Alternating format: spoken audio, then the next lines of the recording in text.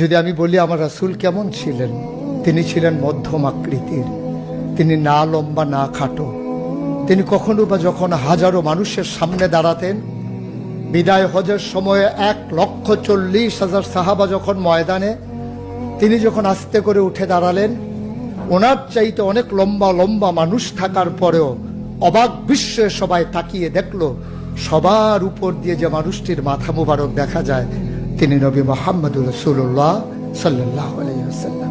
তিনি মধ্যমাকৃতির হওয়ার পরে সবার উপরে তার শির, সবার উপরে তার মাথা। সবাই অবাক বিস্ময়ে তাকিয়ে দেখলেন তার চুলগুলো হালকা হালকা কোঁকড়ানো। তিনি কখনো বা যখন চুলের ভিতরে তৈল দিয়ে আছড়াতেন, অবাক বিস্ময়ে মানুষ তাকিয়ে দেখতেন, মনে হতো চুলের মাঝে যেন মৃদু মন্দ ঢেউ দেখা যায়। তার কপালটা ছিল চওড়া শুভ্র, তার চোখের ভ্রুগুলো ছিল ধনুকের মতো বাঁকা।